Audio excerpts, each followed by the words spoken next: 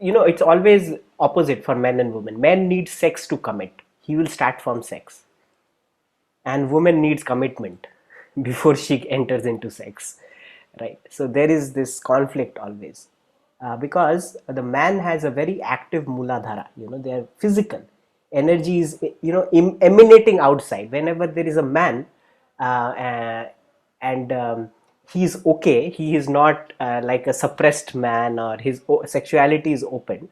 So the woman always will find that there is something emanating, penetrating out of him. That's what is the energy, the sexual energy of a man is. Because you see, even the genitals for the man is outwards, right? So he's always kind of sending energies outward.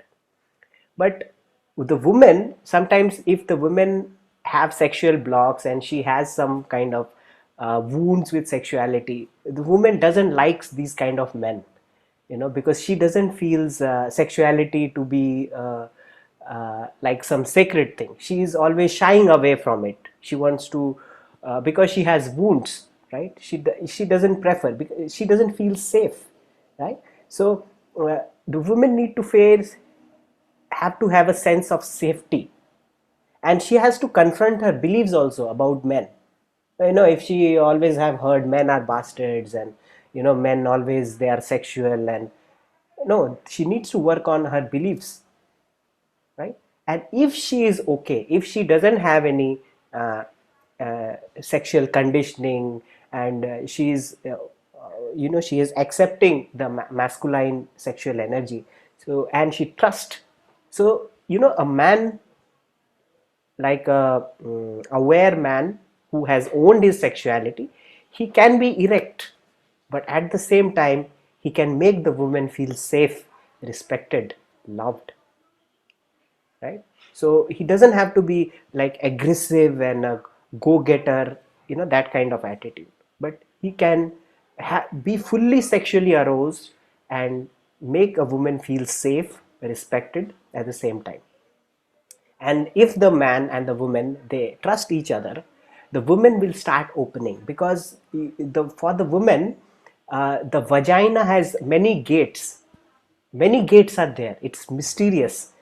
And there are so many gates for the vagina to open fully. So many times when the woman is not trusting the man, she doesn't opens. And even for the man, he is actually going in a rough road. It's a rough journey for the man also. The first chakra for the man is very active, and the second chakra for the woman is very active. So there is a difference.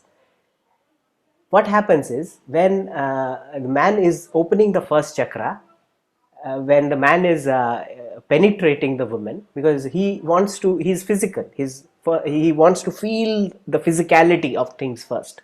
That's important for him. But then what happens is, if the woman receives the man fully, what happens? The second chakra of the woman gets activated. Now the second penetration happens, the woman penetrates the man through her emotions. The man only thinks that the man is penetrating. No. First the man penetrates through his physicality, but the second the woman penetrates through all her emotion. She will have like an emotional, if she is really open, she will have an emotional outburst. She can like, she will cry, or she will feel angry, she'll feel irritated. And I have worked with so many couples where they keep speaking about how it's too overwhelming. Many men tell me that it's too overwhelming to take my woman's emotions. I just can't be them. It's poison for men. Emotions are like poison, they don't want to get into it, right? So this is where all these practices come, because the first chakra and the it's for the man and the woman, they are like perfect lock and key, where the man and woman meets. It's a perfect lock and key, like a perfect union. But because of so many of our inhibitions and beliefs and all these things, this union is not possible for many couples. It's not possible, because they don't actually, the man has to drink the poison that is coming out of the woman. He needs to grow to that extent. he needs to be okay with emotions also.